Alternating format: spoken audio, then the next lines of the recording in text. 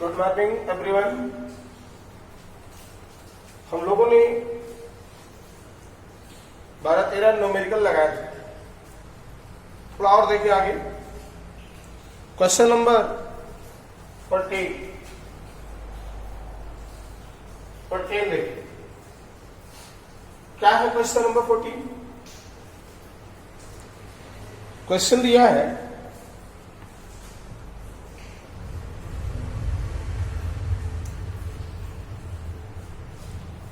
two wires of equal length, one of aluminium and other is copper, have same resistance। एक wire है aluminium का और एक wire है कॉपर का, दोनों की लेंथ इक्वल है। लेंथ मान लो दोनों की एल। अच्छा, which of to wires is lighter, इसमें से कौन वायर हल्का होगा, मतलब इसका वजन कम होगा। Has explain why aluminium wire is preferred to overhead power cable. और रो एल्युमिनियम का दिया है 2.63 10⁻⁸ ओम मीटर, और रो रेजिस्टिविटी कॉपर की दी है 1.72 10⁻⁸ ओम मीटर। रिलेटिव डेंसिटी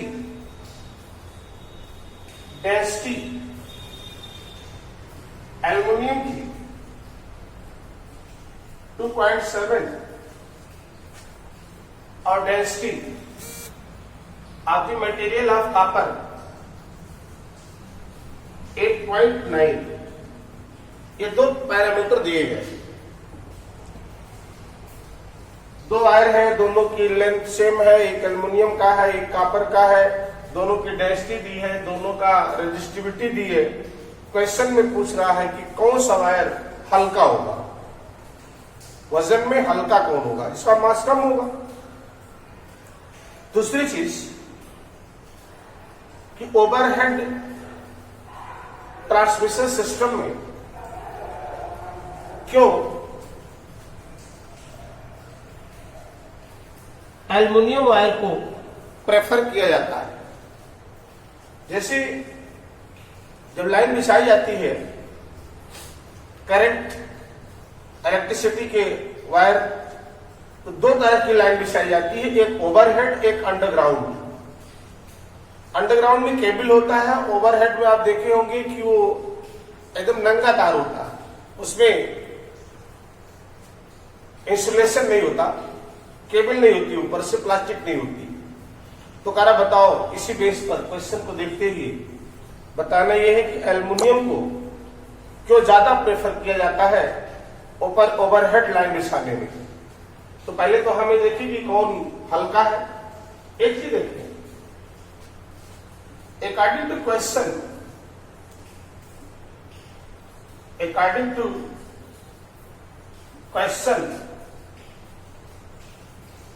क्वेश्चन में कह रहा है कि दोनों का रेजिस्टेंस सेम है, R aluminium equals R copper. अच्छा, आर का होता है formula rho L upon A. Okay, तो यहां पर रो एल्युमिनियम लेंथ तो और cross section area of aluminium, length तो सेम है, इसमें भी लेंथ वही लिखेंगे। Rho copper by cross section area of copper, L हो जाएगा कैंसिल। और यहां से देखें, cross section area of aluminium wire by cross section area of copper wire equals resistivity of aluminium by resistivity of copper. एक question number 1 ये तो आ गया। अब दोनों का मास देखो, जिसका मास कम होगा वही लाइटर होगा। तो mass of aluminium by mass of copper equals mass होता है volume into density, volume into density. तो वॉल्यूम कितना? A aluminium volume means cross section area into length. Cross section area mass होता है वॉल्यूम इंटू डेंसिटी। वॉल्यूम होता है cross section area into length into density. Volume को लिख सकते हैं cross section area into length. तो cross section area length same है और डेंसिटी है एल्युमिनियम की डी। ऐसे कॉपर के लिए cross section area of copper, length, density of copper. Mass को लिखा वॉल्यूम इंटू डेंसिटी, वॉल्यूम को लिखा cross section area into length into density. ये ऊपर लिखा है एल्युमिनियम के लिए, नीचे लिखा है कॉपर के लिए। लेंथ दोनों की सेम इक्वेशन में, एल कट गया, ये आ गया A aluminium by A copper equals D aluminium by D copper. Okay, ऐसा A aluminium by A copper को यहां से हटा दो। इक्वेशन फर्स्ट से इसकी जगह पर ये रख दो। Rho aluminium by rho copper equals D aluminium by D copper. D means density. अब एल्युमिनियम का रो दिया है 2.63 10 की पावर -8। एल्युमिनियम की डेंसिटी दी है 2.7 बाई ये है रो कॉपर का 1.72 10 की पावर -8 और ये है 8.9। ये देखो ये एसिड, इसे सॉल्व कर लेंगे, सॉल्व कर सकते हैं इसको। 2.63 2.7 1.72 8.9। वैसे कर देखो तो 1 से कम आएगा। ऊपर 2 to the 5 लगभग 5-6 के लगभग आएगा ऊपर, और नीचे 10-11 आएगा। निश्चित है कि नंबर 1 से कम है। एक्यूरेट डिवाइड करोगे ये आता है 0.46। तो ये अगर 0.46 आया ये मास of aluminium by mass of copper equals 0.46 which is less than 1। यानी मास of aluminium by mass of copper is less than 1 means mass of aluminum is less than mass of copper, means aluminum wire will be lighter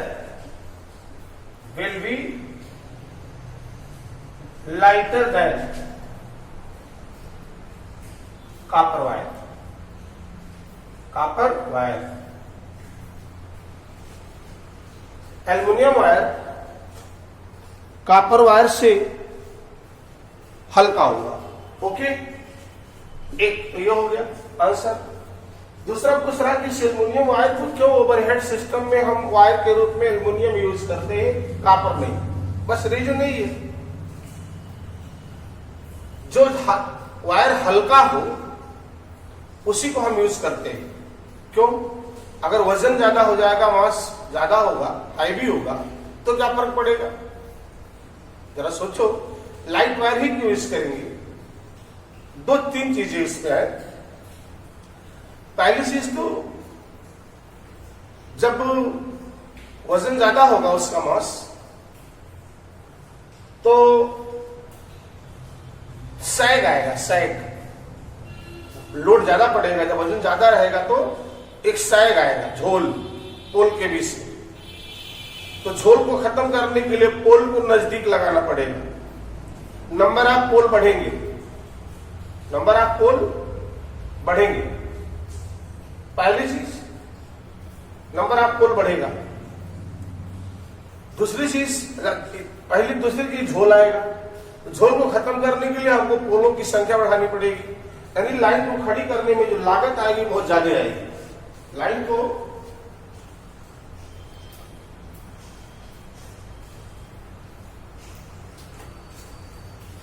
को खड़ी करने में लागत ज्यादा आएगी, इसीलिए aluminium wire को ही, हल्का जो इसका मास कम हो उसी को प्रेफर किया जाता है। एल्युमिनियम को हम प्रेफर करते हैं ओवरहेड ट्रांसमिशन सिस्टम में, या ओवरहेड लाइन खींचने में एल्युमिनियम वायर का यूज किया जाता है। नेक्स्ट क्वेश्चन है 15, थ्योरेटिकल है, हमने बताया भी आपको है, ऐसे क्वेश्चन तो लगा लेने चाहिए आपको। Answer the following questions. A steady current flow in metallic conductor of non-uniform cross-section area, which of the following quantity is constant along the conductor: current, current density, and electric drift speed? Current, current density, and drift speed. एक चीज आपको पता होगा,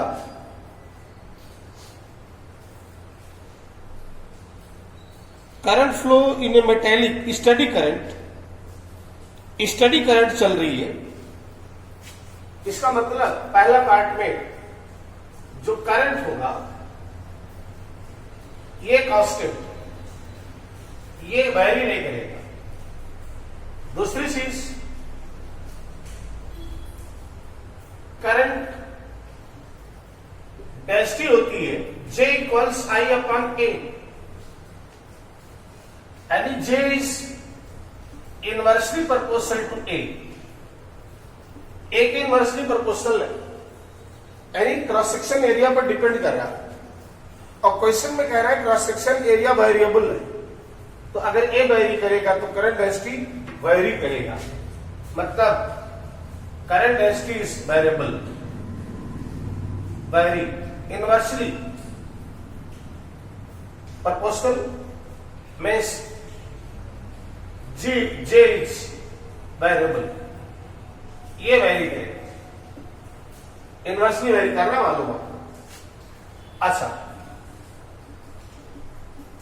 drift speed आपको पता है VD equals I upon NAE, I equals NVD, तो VD equals I upon NAE, इसका मतलब VD is inversely proportional to A, मतलब VD इज वेरिएबल, ए भी वेरी करेगा,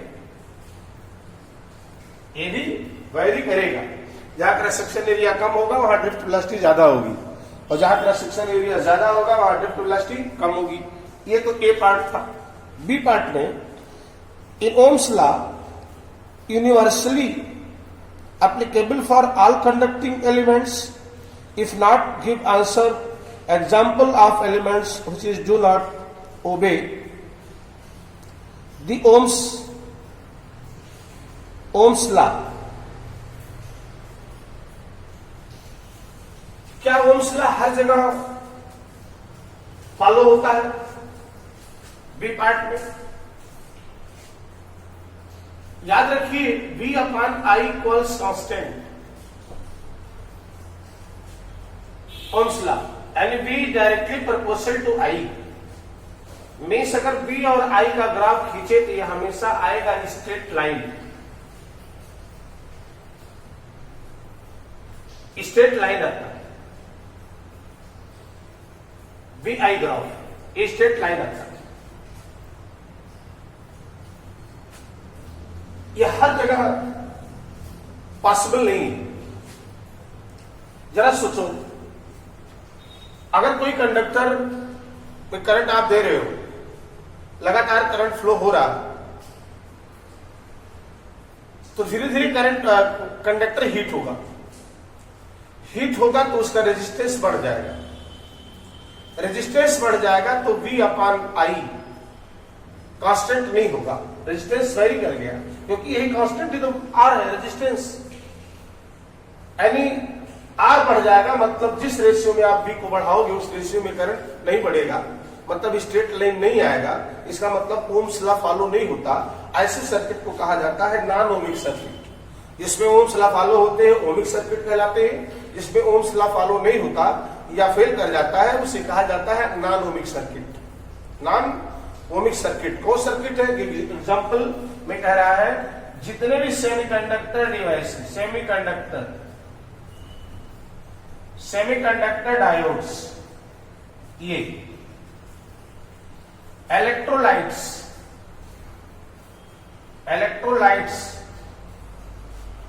सल्फ्यूरिक एसिड है जो सेल में या बैटरी में जो बढ़ता है, इलेक्ट्रोलाइट्स, अगर उसको हीट हो जाए, करंट फ्लो करेगी, हीट जब करेगा वो, और हीट करेगा तो लिक्विड चुकी है उसकी विस्कोसिटी घट जाती है। इसका मतलब जो उसमें आयंस है वो थोड़ा सा ज्यादा फ्री हो जाते हैं मूव करने के लिए, कह सकते हैं रेजिस्टेंस घट जाता है, मतलब ये भी ओम्स लॉ को फॉलो नहीं करता। सेमीकंडक्टर में भी जब वो हीट होगा, करंट फ्लो करेगी, हीट होगा तो कुछ बांड टूट जाते हैं, एकाएक बहुत तेजी से इलेक्ट्रॉन और होल क्रिएट हो जाते हैं उसके अंदर, जिससे उसकी कंडक्टिविटी बढ़ जाती है, मींस रेजिस्टिविटी घट जाती है, रेजिस्टेंस घट जाता है। जहां जहां रेजिस्टेंस करंट फ्लो कराने से वेरी हो रहा हो, ऐसे सर्किट को कहा जाता है non ohmic circuit. Vacuum diodes, vacuum diodes, ये तो रहा नहीं है, डायोड होता था, ट्रायोड होता था, टेट्रोड, पेंटोड, बहुत सारे इलेक्ट्रॉनिक्स इक्विपमेंट पहले चलते थे, लेकिन अब मॉडर्न में सेमीकंडक्टर डिवाइस आ गई है, ये सब ओम्स लॉ को फॉलो नहीं करते। Okay, number C, low voltage supply from which one need high current must have a very low internal resistance. Why? अगर आप फार्मूले में देखें तो किसी भी बैटरी से ड्रा होने वाली करंट I मैक्सिमम होगा V by R, V the terminal potential difference by इसका इंटरनल रेजिस्टेंस। तो अगर आप मैक्सिमम करंट चाहते हैं तो रेजिस्टेंस लो होना चाहिए। अगर आप मैक्सिमम करंट चाहते हैं तो रेजिस्टेंस लो होना चाहिए। As lesser will be value of R, more is the current. जितने R कम होगा करंट उतनी ज्यादा होगी। ओके, और एक पार्ट और है, ये high tension supply of 6 kV must be very large internal resistance. अगर हाई सप्लाई आ जाएगी, ये भी बहुत ज्यादा हो जाए, बी की वैल्यू बहुत लार्ज हो जाए, लार्ज मीन्स 6 किलो वोल्ट का मतलब 6000 वोल्ट, इतनी वोल्ट की सप्लाई अगर यहां दे दोगे तो करंट बहुत ज्यादा होगी, और जब करंट बहुत ज्यादा होगी तो निश्चित है इक्विपमेंट को डैमेज कर सकती है, ओवर करंट से ज्यादा ओवर हीटिंग होगी, शॉर्ट सर्किट हो सकती है, अप्लायंसेस जल सकते हैं। इसलिए जब कभी हाई वोल्टेज की सप्लाई होती है तो ऐसे सिस्टम में उसका इंटरनल रेजिस्टेंस बहुत ज्यादा होना चाहिए। ये रीजन है, कारण क्यों होना चाहिए? Why? Very large internal resistance to minimize current in this circuit, otherwise current will be exceeds its maximum value and it can damage electrical appliances. Okay? अच्छा, अगर आप इसी में क्वेश्चन नंबर 16 को देखें, 16 इस तरह का क्वेश्चन हमने आपको पढ़ाते समय बताया भी था जब लेक्चर चल रहा था। ये रेजिस्टेंस जुड़े हैं,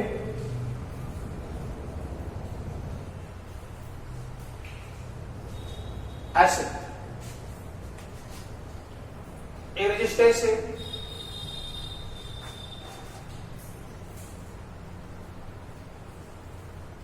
ऐसे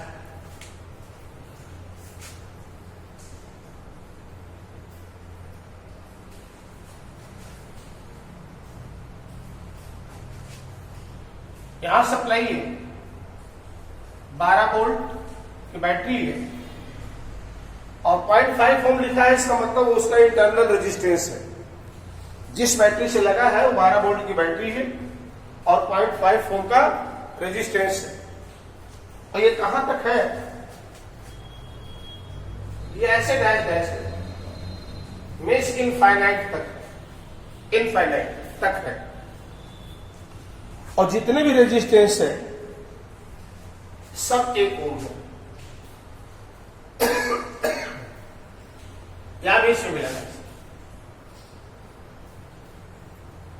वैसे कई बार बहुत पहले आईआईटी में पूछा था,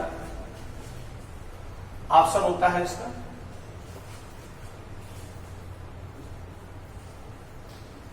ये सब 1 ओम है। ऐसे रेजिस्टेंस सर्किट इनफाइनाइट तक है। मान लो कि टोटल जो रेजिस्टेंस आ रहा है ये आर इक्विवेलेंट, मान लो ये आर है, इनफाइनाइट तक का टोटल रेजिस्टेंस कितना है? आर है। ओके, अच्छा एक चीज देखो, ये 3 रेजिस्टेंसों का एक ग्रुप है, एक एक एक, फिर आगे भी हुई एक एक एक, फिर आगे हुई ऐसे एक, ऐसे जुड़ा हुआ है। कहां तक जुड़ा है?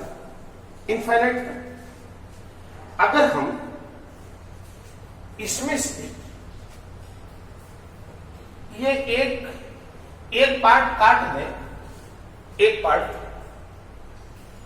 तो क्या इसके रेजिस्टेंस पर कोई इफेक्ट आएगा? मेरे ख्याल से नहीं आएगा, क्योंकि वो कहां तक जुड़ा है? इनफाइनाइट तक। और इनफाइनाइट में अगर एक पॉइंट निकाल भी दोगे एक, तो इनफाइनाइट पर कोई फर्क नहीं पड़ेगा। इसका मतलब एक निकाल भी दें तब भी इसका रेजिस्टेंस कितना? आर। रेजिस्टेंस कितना? आर। इसका मतलब ये टोटल का रेजिस्टेंस कितना हो गया? आर। तो हम लोग चलो ठीक है, ये टोटल हम मिटा दे रहे हैं, तो टोटल का रेजिस्टेंस आ गया आर। उसी के साथ देखो ये आ गया पैरेलल, उसी। अब ये R1 पैरेलल में, तो R डैश हो गया R into 1 by R plus 1, that is R by R plus 1। अच्छा, अब इसके साथ ये दोनों सीरीज में, 1 ओम और ये दोनों मिल करके जो आया, और ये सीरीज में, और तीनों को जोड़ लोगे तो इक्विवेलेंट किसके बराबर है? आर के। यानी आर इक्विवेलेंट माने आर बराबर, ये तीनों सीरीज में, R by R plus 1 plus 1 plus 1। तो ये हो गया R equals R by R plus 1 plus 2, और ये हो गया आर प्लस 1 एलसीएम, ये आ जाएगा 2r प्लस 2। बोलो 2r प्लस 2, यहां ले आओ इसको, r into R plus 1 equals 3r plus 2, या इसको लिख सकते हो r square plus r, 3r plus 2, लिख सकते r square minus 2r minus 2 equals 0। अब इसी को सॉल्व करके मान लिया इक्विवेलेंट रेजिस्टेंस ये है, इसी को सॉल्व करके R की वैल्यू निकालनी कितनी? Shridharacharya minus b, b means minus 2, plus minus under root minus 2 square minus 4a1 c minus 2 by 2a minus B plus minus under root B star minus 4ac। कुछ लोग के तोते उड़ जाते हैं इस पर। 2 plus minus under root 4 plus 8 by 2। बोलो, या इसको लिख देंगे 2 प्लस माइनस 12 बाय 2, या इसको लिख देंगे 2 root 3 by 2। Okay, 2 cancel common लेके 1 प्लस माइनस रूट 3, यानी यार की दो वैल्यू 1 प्लस रूट 3 या 1 माइनस रूट 3 कौन पॉसिबल है? आपको पता है रूट 3 की वैल्यू होती है 1.73 मोर देन 1, और 1 में से मोर देन 1 माइनस होगा तो that is negative. Resistance can not be negative, resistance can not be negative. So answer is that R equivalent आ गया रूट 3 प्लस 1, या इसको लिख सकते हो 1.73 प्लस 1 दैट इज 2.73 ओम। ये हुआ आर। हमें इक्विवेलेंट रेजिस्टेंस तो आ गया, पहली चीज। फिर निकालना है internal resistance by the shown in the figure। निकालनी करंट, इसमें करंट क्या है, डिटरमिन द करंट। तो सेल आपको मालूम है यहां है। करंट को कैसे निकालेंगे? करंट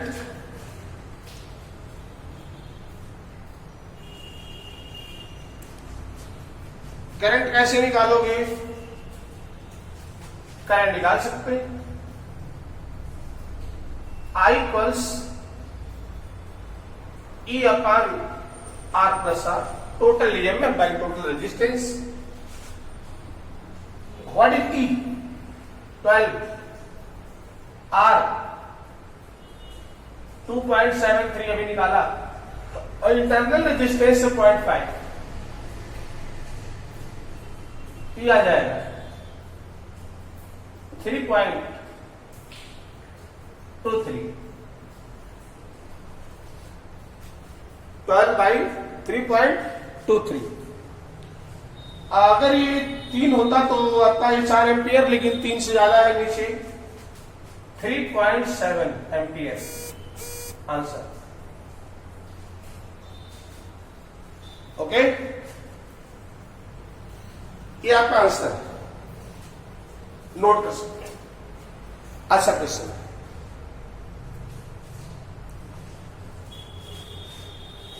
अब तो कोई क्वेश्चन विशेष लगाने लायक है नहीं, सब इजी क्वेश्चन है। आगे पोटेंशियोमीटर की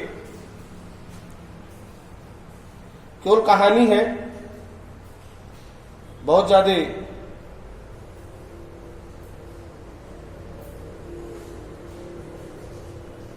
बहुत लंबा क्वेश्चन पढ़ना पड़ेगा, बहुत टाइम लगेगा। अगर कोई दिक्कत होगी तो बताना। Figure shows a potentiometer with the cell of 2 volt, internal resistance 0.4 ohm, maintaining a potential drop across the resistor wire AB. Standard cell which maintain a constant EMF 1.02 for every moderate currents up to few microampere, give a balance point 67.3 centimeter length of the wire. To ensure very low current is drawn from the standard cell, a very high resistance 600 kilo ohm in series with it, which is put in the socket close to the balance point. The standard cell is then replaced by cell unknown EMF E, and balance point is found similarly. It turns out of the 82.3 centimeter length of the wire. What is the EMF? तो पहले तो आपको जो दिया हो note कर लें। क्या दिया है?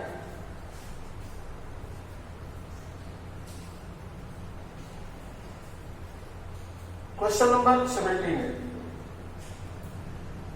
मान लो कि EMF ऑफ स्टैंडर्ड सेल आपका ईएस है, ईएस मान लेते हैं, या कुछ भी मान सकते हैं। और बैलेंसिंग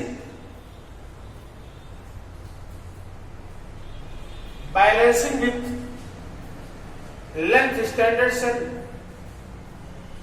लेंथ स्टैंडर्ड फर्टिलाइजर है सेल, मान लो एलएस है। ये कितना है स्टैंडर्ड सेल का? 1.02 वोल्ट। और बैलेंसिंग पॉइंट मिल रही कितने पर? 67.3 सेंटीमीटर। ओके, अब मान लो कि जो यल है वो balancing length with unknown cell with cell of unknown EMF,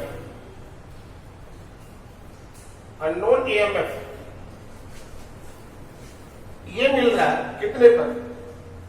82.3 centimetre. जब दूसरा एक सेल लगा है जिसका EMF अननोन है, अब बैलेंसिंग इस पर दिखा रहा है क्वेश्चन में कि 82.3, तो हमें निकालना है E, unknown EMF। Unknown EMF हमें निकालना। हमने आपको बताया था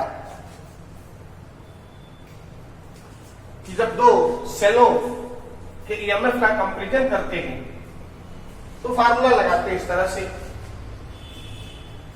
E2/E1 = L2/L1। काम बच्चे से काम बच्चे से राम नाम सत्य ये खुलेआम सत्य ये काम बच्चे से काम बच्चे से।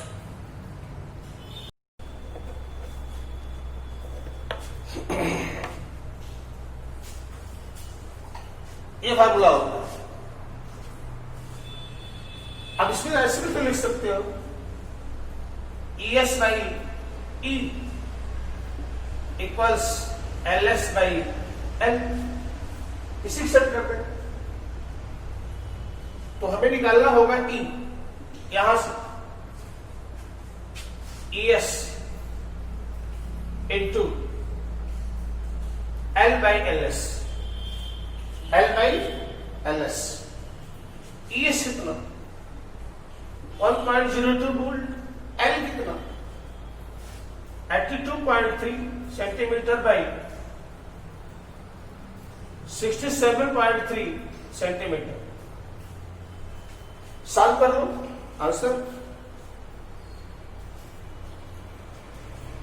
1.25 वोल्ट सॉल्व कर सकते हैं। ये आंसर हो गया पहला पार्ट। और इसमें कई पार्ट थ्योरेटिकल है जो आपको पढ़ लेने चाहिए, मालूम होगा।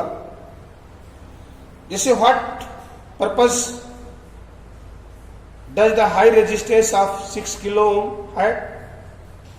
600 ओम का रेजिस्टेंस क्यों लगाया गया? क्योंकि जब हाई रेजिस्टेंस होगा तो करंट पोटेंशियोमीटर की वायर में कम होगी। अगर आप हैवी रेजिस्टेंस जो RS लिख रहे थे रिहास्टेट पोटेंशियोमीटर में, वहां का रेजिस्टेंस 600 किलो ओम का क्यों लगाते हैं? कह रहा अगर 600 किलो ओम का रेजिस्टेंस लगा देंगे तो करंट बहुत कम होगी। किसमें? वायर में। और जब करंट कम होगी तो गैल्वेनोमीटर में भी करंट कम जाएगी। बोलो what is purpose of high resistance of 600 kilo ohm? The purpose of high resistance is reduced to current through galvanometer when jockey is far from the balance point. This saves the standard cell from the being damaged. Damage ना हो इसलिए current को minimise करने के लिए उसमें हम high resistance लगा देते हैं। Is the balance point affected by this high resistance, क्या इस high resist, no, balance point is unaffected. Balance point तो डिपेंड करेगा कि वायर का रेजिस्टेंस क्या है, जो उसमें एबी वायर होता है पोटेंशियोमीटर का। हमको गैल्वेनोमीटर के उस पर डिफ्लेक्शन पर उसका कोई इफेक्ट नहीं आएगा। There is no effect of presence of high resistance.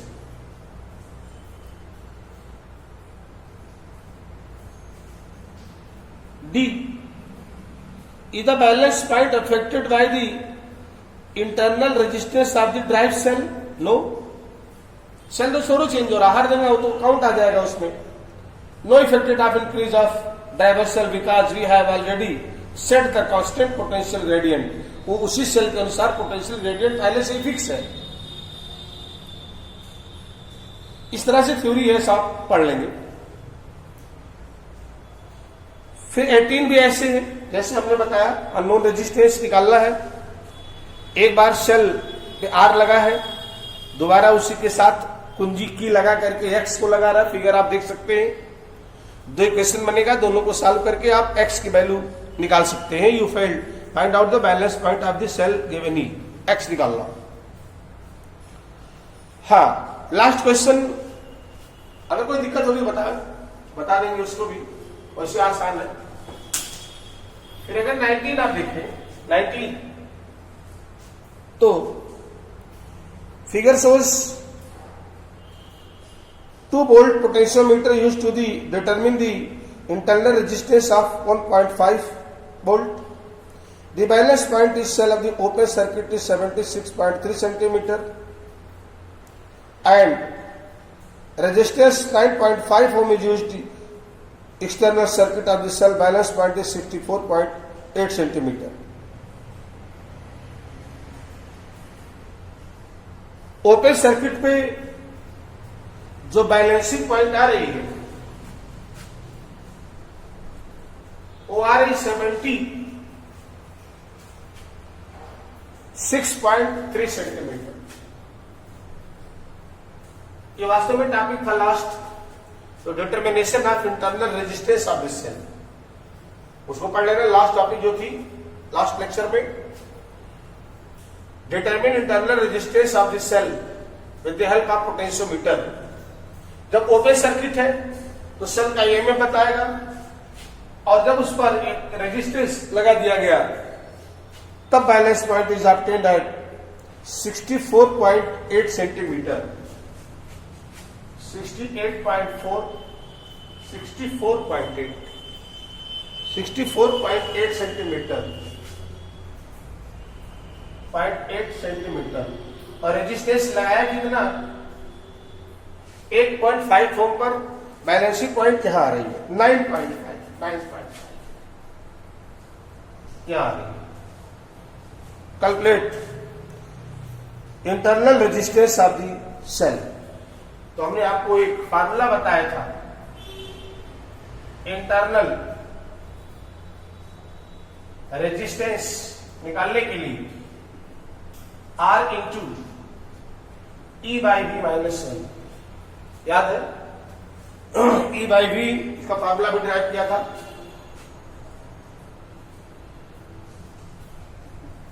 R equals E by V minus 1। E by को लिख सकते हो, E बाई V होता है L1 बाई L2। ये राइट फार्मूला लिखा था वहां, क्योंकि E होगा KL1 ओपन सर्किट पे और V होगा KL2। जब एक्सटर्नल रेजिस्टेंस लगा देता है तो E बाई V आ जाता है L1 बाई L2। वैल्यू रख दें 9.5, 76.3 बाई 64.8 माइनस 1। इसी को सॉल्व कर ले, आंसर हो जाएगा 1.7 होगी। निकाल सकते हैं इस तरीके से इसका क्वेश्चन लगभग क्या कंप्लीटली समाप्त है। अब हमको इसमें थोड़ा सा अगर कहेंगे आप लोग तो थोड़ा कॉम्पिटेटिव क्वेश्चन सॉल्व कराते हैं। अगर कॉम्पिटेटिव क्वेश्चन इस चैप्टर पर सॉल्व करना चाहते हैं कुछ एक दो लेक्चर, तो आप शाम को कमेंट बॉक्स में जरूर डालिएगा, बोलिएगा नहीं, अगर नहीं डालोगे तो नहीं पढ़ाएंगे। Okay, thank you.